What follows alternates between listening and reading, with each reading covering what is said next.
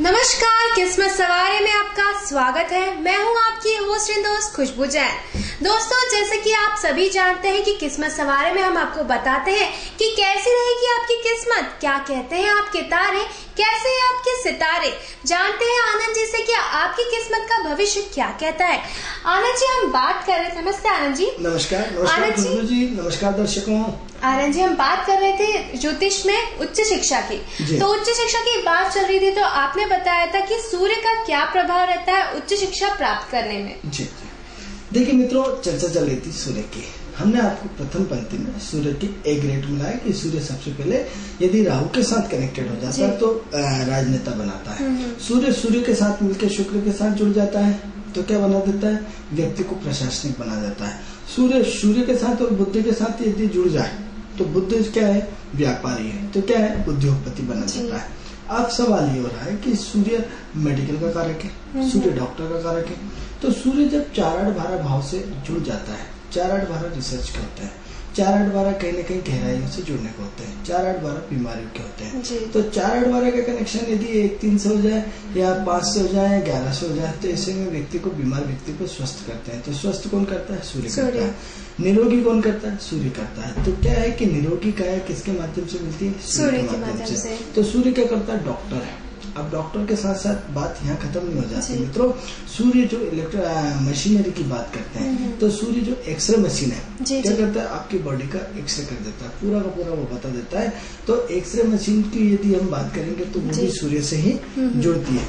अब इसके बाद वेल्डिंग है। वेल्डिंग क्या करता है, सूर्य आग यदि किसी को क्या मजबूत बनाती है, दो रिश्तों को मजबूत बनाती है, तो सूर्य क्या करता है, वेल्डिंग भी बनाता है। तो ऐसे अनेक चीजें हैं जिसके माध्यम से सूर्य का पूरा जीवन हमारा संचालित होता है। अब मित्रों, महत्वपूर्ण चीज ये कि सूर्य की बलवान पोजीशन कैसे होगी और किस तरह होगी।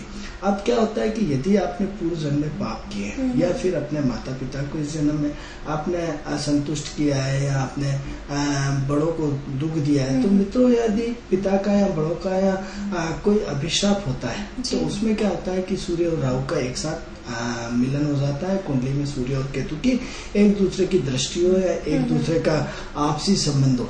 यदि इसी चीज में यदि अध्यात्म से हो जाता है, किसी आध्यात्मिक व्यक्ति को पसंद किया तो आपने सूर्य केतु का ग्रहण लग जाता है, सूर्य केतु की दृष्टि और केतु की सूर्य पे दृष्टि। अब यहाँ 2 दृष्टिकोण है मित्रों जो हम आपको बताने जा रहे हैं कि सूर्य राहु के अंडर में या राहु सूर्य के अंडर में। तो डिपेंड ये करता है कि वो किस राशि में बैठे, किसके साथ बैठते हैं। मित्रों, हर व्यक्ति इस चीज को नेगेटिव में ले लेता है कि सूर्य का राहु का ग्रहण योग बन गया है। अरे ये भी तो कह सकते हैं कि पितरों का आशीर्वाद है, ये भी तो कह सकते हैं कि उसका पॉजिटिव है।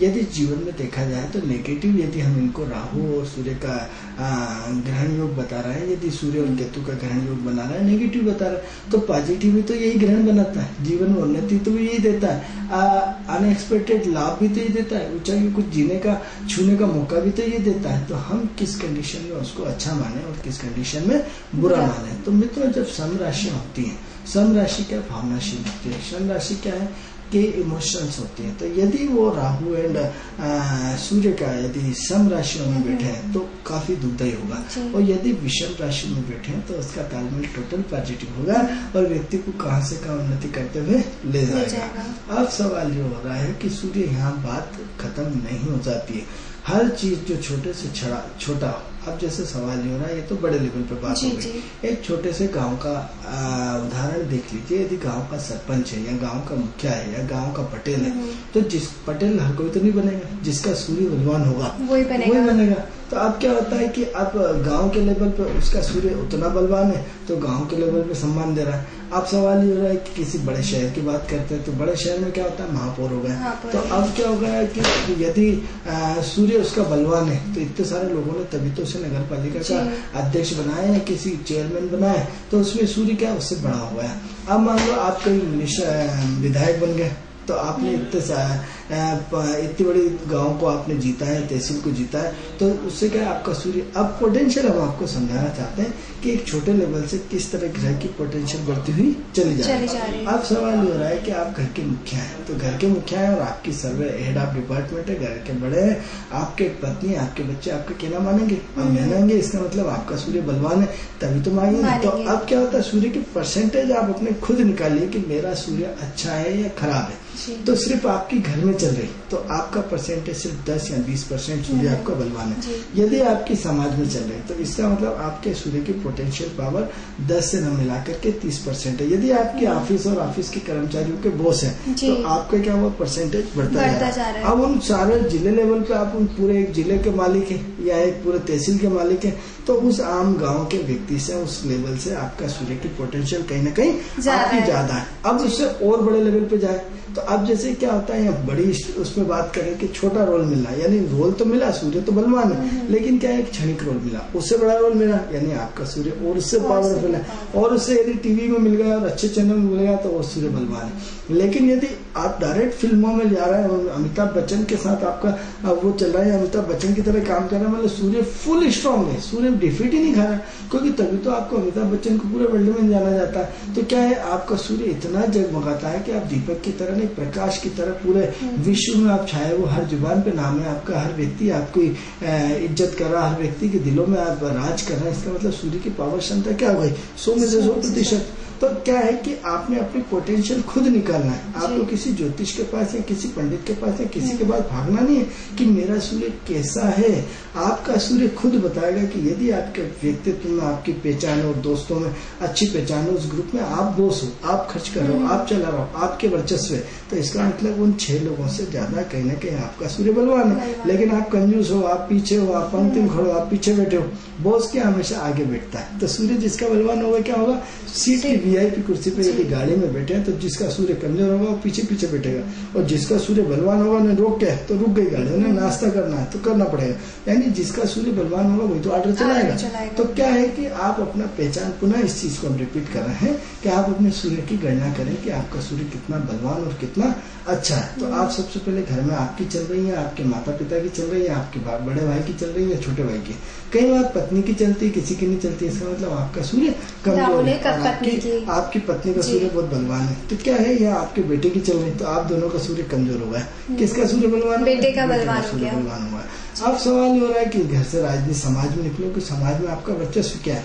यदि आपकी क्रेडिट है, किराने की दुकान है, किसी होटल में कहीं भी जाओ, उन्हें के साथ ज्यादा आपके पैसे कम हो गया, मतलब आपका सूर्य बहुत स्ट्रांग है। जिनका सूर्य मजबूत होता है मित्रों, और बड़ी पहचान है, उनको अजनबी क्षेत्रों में भी उधार मिल जाती है। मतलब आप किसी बड़े शहर में जाइए और वहाँ कह दीजिए यार अभी मेरे पास 100 रुपए नहीं है, उन्हें हाँ साहब आप तो दे जाना, आप तो आपके शक्ल ऐसी लगे, मतलब आपका चेहरा, आपके ग्रह इतने स्ट्रांग हुए।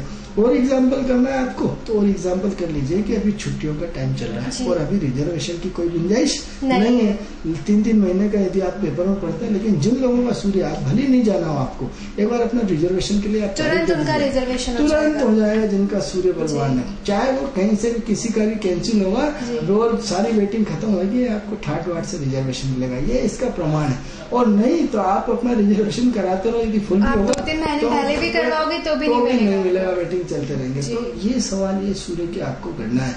यदि आप किसी भीड़ में बिल जमा करने जा रहे हैं, डॉक्टर के जा रहे हैं, आपका सूर्य बलवान है, आपकी प्रथम पंक्ति में पहला नंबर आपका ही आना चाहे कितना ही, लेकिन सूर्य यदि कमजोर है, आपको तो लाइन में खड़े शनि की पंक्ति में आ गया।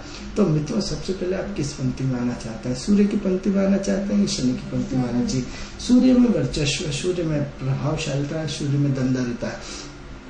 ऐसे सूर्य की उपासना क्यों नहीं करना चाहते, ऐसे सूर्य की आराधना क्यों नहीं करना चाहते, ऐसे सूर्य की रश्मि अपने जीवन में क्यों नहीं लाना चाहते हैं, ऐसे सूर्य को आप नित्य प्रतिदिन जल क्यों नहीं देना चाहते हैं। जो व्यक्ति, जो सूर्य आपको स्वस्थ रखता है, जो सूर्य आपको यश देता है, जो सूर्य आपको धन देता है, जो सूर्य आपको यह सम्मान देता है, जो सूर्य आपकी जीवन की सारी कमियों को दूर कर देता है, जो सूर्य आपको स्टेटस से जीना चाहता है सिखाता है, जो सूर्य आपको सरकार से जोड़ता है, जैसा सूर्य आपको आपकी वाणी में संयमित लाता है। सूर्य वाणी में इतना संयमित लाता है कि आप नपे तुले शब्दों का प्रयोग करते हैं। सूर्य आपको स्टेटस से जीना सिखाता है। सूर्य आपको अभावग्रस्त नहीं होने देता।